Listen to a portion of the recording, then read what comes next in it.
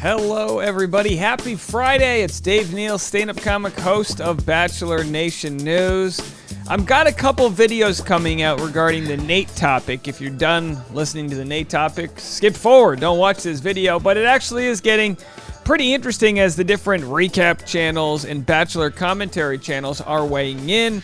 First, we have Bekah here, Bekah Martinez, and her podcast, Chatty Broads. She defends Reality Steve's telling of the Nate story.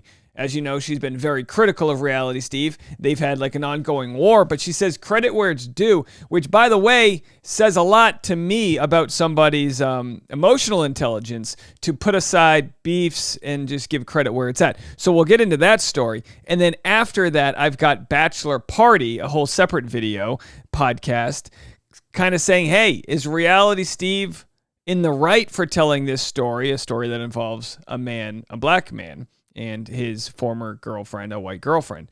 And is Reality Steve's platform dangerous to be telling this story? So I'm going to share those sides of it. The audience is in uproar, as they are. Follow me on Instagram at DNeals. I got stand-up shows Friday, Sunday night. And I'm also on Patreon at patreon.com/Dave Neal. So extra content over at Patreon. I'm going to be going over a new audition that I have. I'm going to be sharing that with you. Some other wedding planning stuff. 64 days away. Okay, so without further ado, the lovely ladies of Chatty Broads discussing the Nate drama. Let's talk about the Nate drama. So great merch shirt, basically, Jess and Bekah. First of all of this info is coming from Reality Steve. And I just want to give a shout out because he wrote in his blog post, he's like, from now on, I am only posting stuff if the person who is reporting it to me is going to come forward with their name and identity, and I'm basically presenting their information. I'm not going to summarize and say this anonymous source. So, of course, Reality Steve had been duped in the past with the Jenna Cooper situation where some deranged fan, a real deranged fan, created some fake story where she was cheating on her fiance or boyfriend at the time. They ended up breaking up. So he's gotten burned in the past off of having stories that aren't credible. And he's vowing, look, if you don't put your name and face on it, I'm not running with it. And I can be witness to tell you guys, yes, he has crazy stories that don't have people that want to put their names on them, including this Nate story. There are more people involved that haven't wanted to put their name on it. So he's not sharing those sides of the story, which also make Nate not look like a good guy. A lot of you probably know our thoughts on the history with Steve. We've been vocal about that. Sure. But in this specific article, it was screenshots, photos. It wasn't opinions. I felt like that's like the most like responsible way you could go about doing this. And I think I want to give credit to Bekah and Jess because I'm sure they understand while they've been critical of Reality Steve in the past, he can grow. We all can. And they can. And I'm sure they've tweeted things and said things that they regret, like we all do. Been stand up for 10 years. You go, oh my gosh, I can't believe I was doing that bit. What a close-minded way of thinking, or how, we all can grow from that. So there's no need, in my opinion, to look at somebody and judge them for eternity based on something said or done. That's just me. That might be a privilege you might think, but that's the optimism that I am moving forward with. Now, you could say the same thing about Nate. Wow, why are we judging him then? Well, this happened in the recent past, and people are wanting to hear what he has to say, and he will be able to, in one way or another, talk his way out of it, but it is a red flagged moment in his recent history. I think that I mean, granted, it's not the most important thing in the world, but I think it is good to kind of have this info out there. If someone's going to become the Bachelor and all that kind of stuff, I don't know. I think it's good to get the stories out there. Yeah, because look, if he becomes the Bachelor and he becomes the star of the show, the story's coming out. This story, it's almost better for them to get the story out now and possibly deal with it. The truth, like you guys get it. Stuff that's, just shows maybe about someone's character. So basically, I mean, you can go read all the details, but basically he was playing two women out once, like at least. And one of them, he omitted the fact for their 1.5 year long relationship that he had a child. It was a relationship for 1.5 years, and it was, and then I think it was like official for a year. Just his nails, great nail game. Apparently she found out on the show from watching the show that he had a kid. and that he had been married, which we didn't talk about. Well, then let's they go to didn't address Bekah's reaction there. And Watch apparently Bekah. she found out on the show, from watching the show, that he had a kid. That's okay. We love good Bekah reaction there. Huh? Can you believe it? All right, good, very nice. And that he had been married, which we didn't talk about they didn't address on the show. Was By the way, simultaneous. I might do an end of the year award show. I think I need to do this. By the way, that cold brew looks pretty good, and I just want to grab that cold brew. Send me a cold brew. It might be a cold brew day. It's very busy. I want to do an end of the year award show for the different podcasters and streaming networks, but I would put that I think the highest quality audio video of anybody that covers The Bachelor is Chatty Broads. Now, don't get me wrong. Dear Shandy, it's going to be a close battle, but Chatty Broads has great audio visuals. Credit where it's due. Simultaneously seeing another person. Those two women And the got in girls compared contact. stories. Yeah, and it was one of those things where, like, you know, I just adore Nate from the show.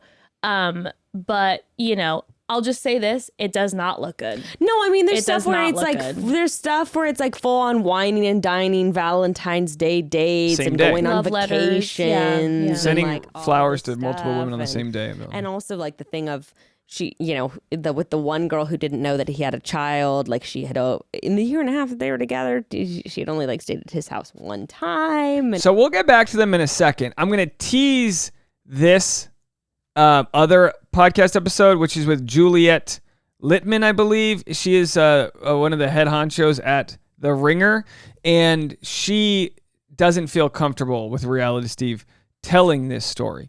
Even though all Reality Steve was he didn't really create any opinion. It wasn't really an opinionated thing. It was, here's what they're all saying. Here are my DMs with them. Have at it. I mean, he could have tweeted all this. They could have tweeted all this. He just kind of presented that info. So they question him right here. I'll play more of this in the next video, but just a little teaser. And again, I think what you just said is crucial. We don't know. We don't know anything about the mother of his child. We don't know anything about his custody arrangement. We don't know anything. So to make that an aspect of this narrative that Steve is pushing forward, I think is really wrong and plays into the really troubling dynamics that a lot of the fan base of this show are a part of. And I think I just really want to mention that because it's so key to like why his alleged reporting is so irresponsible. No, I think that is a really important point and piece of this. That's like, it just does give you that icky feeling. And I think Jenna from Date Card Pod pointed out on Instagram that like,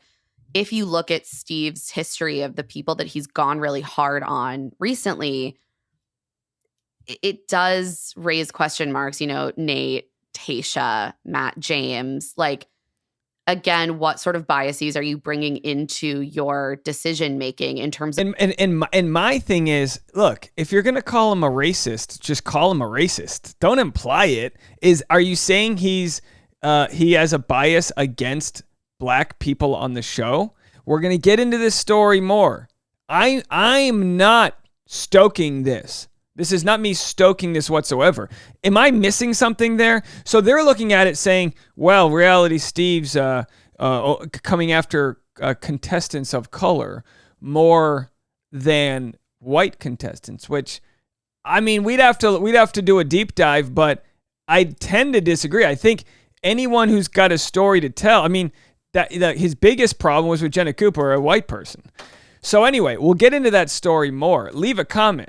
Someone insinuated the same thing about me, and I said, if you're going to call me racist, call me racist. Put the pieces together if that's what you're trying to do.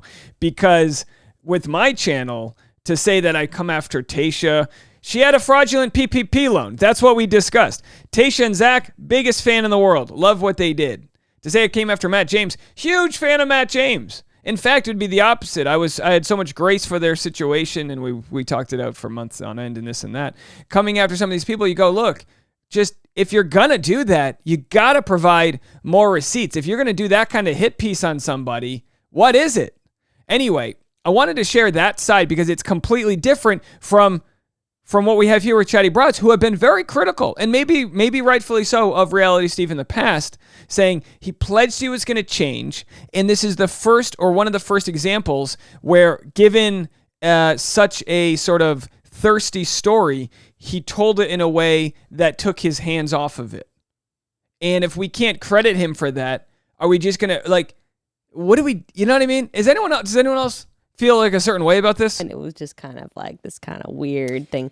There's a lot of secrets going on. It doesn't look good. It doesn't look good. I think there's going to be a lot of opinions in Bachelor Nation about this specific story. I've already heard some people being like, you know, coming super hard for Nate and be like, I don't even care about what he has to say. And then some people being like, I don't see the issue with this. Like, how do we know they were that serious? Now, Nate said kind of similar to what I expected him to say. I'll give you the summary in a second. But my thought was this. Look, we have a hard time seeing nuance. And you might say, what's the nuance? He's two-timing two women. I understand that. The nuance is he didn't commit any crimes. And if he can learn from it and pledge to be better, maybe he learns something about himself. Maybe he learns that he's, I don't even want to say womanizing, two-timing in a way because he's trying to fill some inner void because he didn't grow up with a healthy family dynamic. I don't know.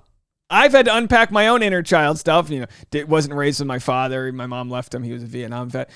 Trying to always be a people pleaser in a single mom household type of deal. Oh yeah, we could go on for days about my story. Absolutely. Hit the like button, subscribe. I need you. You know, that type of thing. I'm learning that what you think of me is none of my business, but it's hard to unpack a lifetime of feeling a certain way. So for Nate, it's like, look into it. Look into what it is. Do that work. And if you feel comfortable, share that with others. It's not necessarily a quick fix, but you can learn a lot from yourself and you can evolve, enlighten, move forward. Here's what Reality Steve had to say about Nate last night on Men Tell All. Now, it hasn't been aired yet, so this is a summary of whoever Reality Steve's spoiler was at the show, and this is what they had to say. So we'll wait to hear from his own mouth.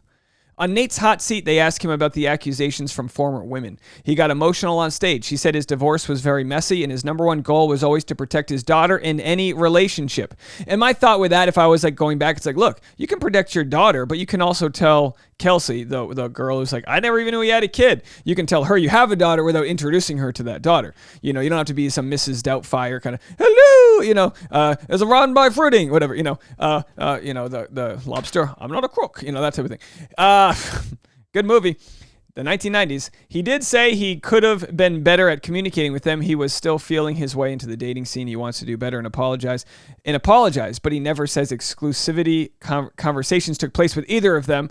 That's a he said, she said on that part because Kelsey said they absolutely had that conversation in the I'm protecting my daughter line. Isn't what anyone is really questioning him about. That would insinuate introducing her to anyone you're dating, and at no point has anyone said Nate's behavior was shitty because he didn't introduce his daughter to Kelsey. He's completely missed the point. Nate didn't deny on stage off again relationship with Kelsey for 18 months. All any of us are saying, and most importantly Kelsey, and why this whole thing started, is how did you never ever tell her you had a daughter in 18 months? That has nothing to do with protecting her, since you told a girl you met on Tinder out of state within the first month, not to mention FaceTime with her with your daughter in it. Nate's completely missing what people are questioning him about. Yeah, I mean, the girl he was dating didn't even know he was going through a divorce. I mean, you know, again, these aren't are accusations that require the law. They're just like, yikes, this guy's just hiding these types of things. This is what we talk about when we talk about red flags. It's okay to discuss red flags. If Nate's to become the next Bachelor, which has been a rumor, you'd think that future women vying for his love would want to know this, so much so that whenever we do have a Bachelor where things come out about their past, we go, how did the producers not know this? We should have known this. And now people are saying, well, what he's done in the past isn't anyone's business. Is it our business or not? Now, as a thirsty audience, we need to not place incredible amounts of judgment on him, but I think it's a fair conversation to have, especially in a world where Reality Steve is saying, hey, we want to believe women. Here are women with receipts and screenshots and information. Share their story. Highlight them. They're not trying to get anything out of it. They didn't want to do the podcast. They just wanted the information out there. People not casually date.